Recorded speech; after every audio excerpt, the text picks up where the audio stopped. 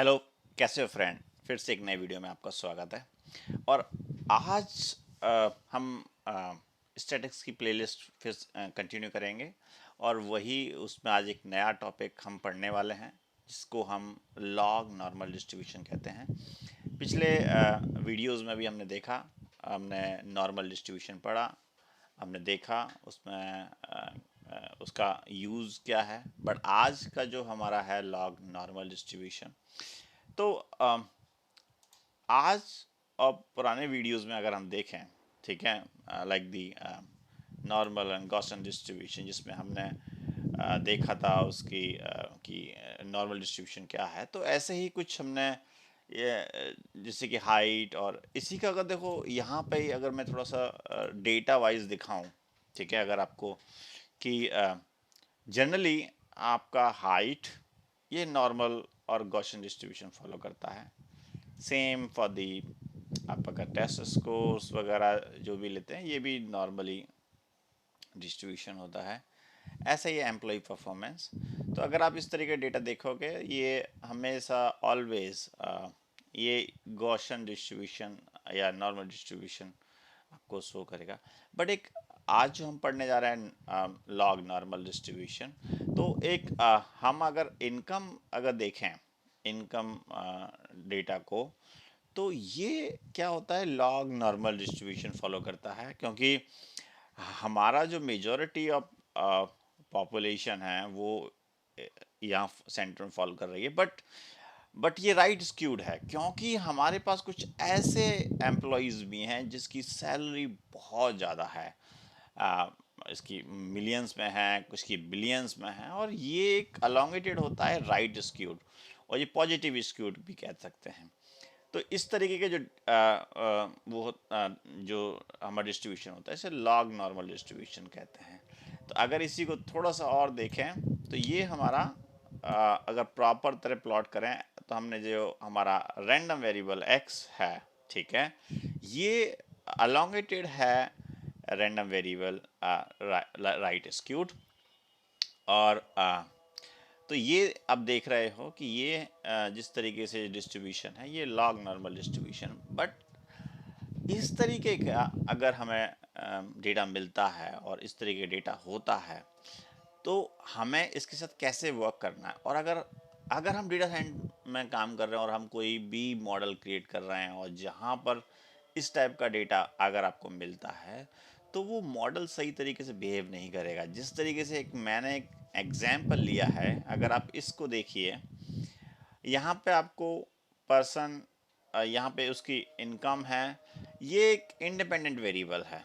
और इस income independent variable, अगर आपने इसमें मॉडल लगाया और आपने अ, अगर आपका मॉडल प्रिडिक्ट कर रहा है कि इसे लोन अप्रूव करना चाहिए नहीं करना चाहिए, तो यहाँ पे अगर उसको इस इंडिपेंडेंट वेरिएबल में कुछ अनोमलिटी या कुछ एक्सेप्शनल वैल्यू मिलेंगी, तो वो इसको क्या कर देगा, स्किप कर जाएगा, और इस पर सही तरीके से रिजल्ट नहीं शो करेगा।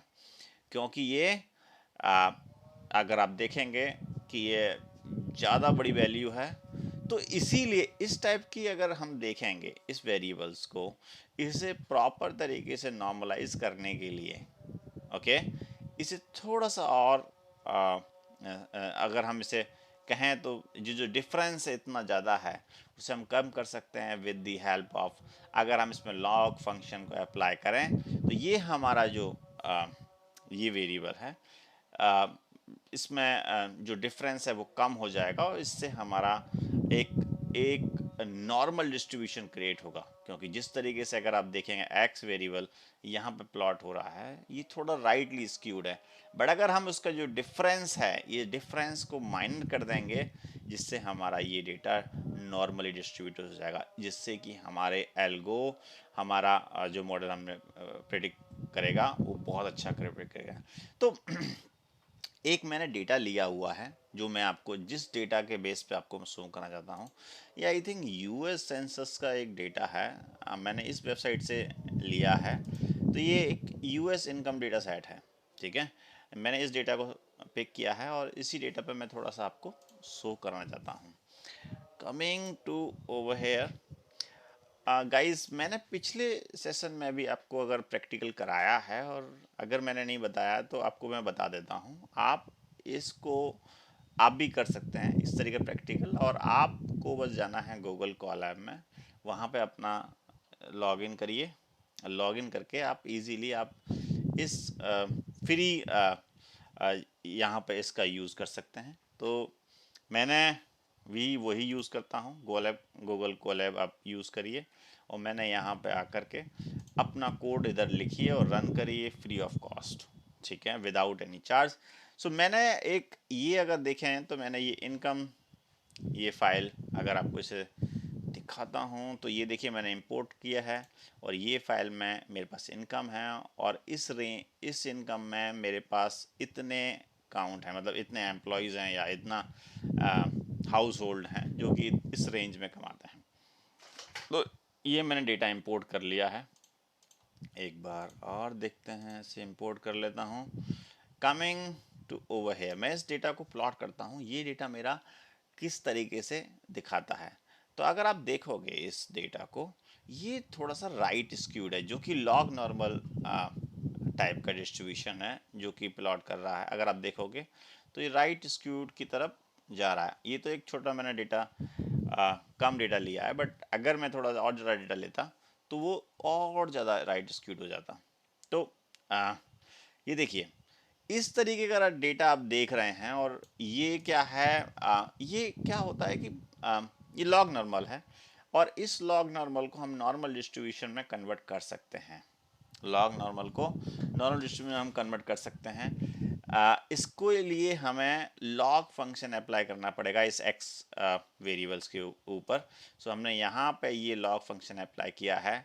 जैसे ही मैं इसे अप्लाई करूँगा, ये नॉट कम्प्लीटली, बट अगर आपको देखेंगे ये थोड़ा सा आपको दिखेगा, अगर यहाँ से आप ड्रॉ करो तो ये एक नॉर्मल डिस्ट्रीब्यूशन की तरह दिखेगा।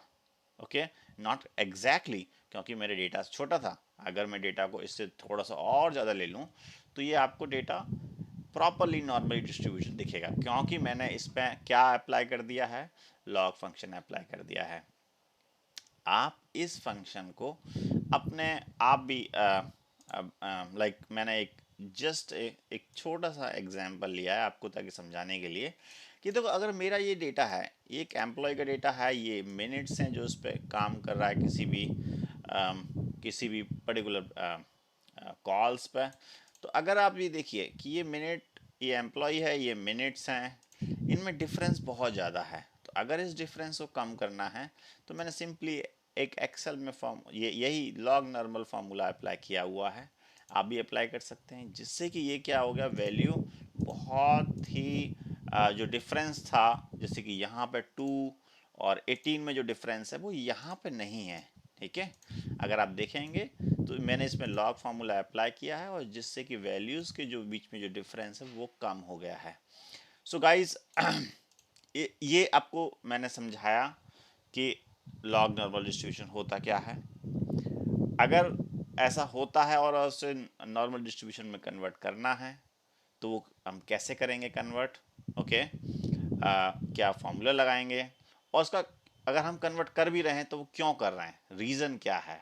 ओके, मैंने एग्जांपल दिया आपको। यहाँ पे अगर डेटा साइंस में अगर मॉडल प्रिडिक्ट कर रहा है तो वो प्रॉपर प्रिडिक्ट नहीं कर पाएगा, क्योंकि इस तरीके से इंडिपेंडेंट वेरिएबल अगर सही तरीके से ज़्यादा डिफरेंस होता है तो वो सही तरीके से इंटरप्रेट नहीं कर पाएगा। सो मैंने ये आपको प्रॉपर इस सेशन में बताया। आपको कुछ भी डाउट हो, just write it to me and hit like, अगर कुछ भी डाउट हो। सो आज का ये टॉपिक यहीं ख़त्म करते हैं, फिर से मिलेंगे एक नए वीडियो में। थैंक यू, धन्यवाद।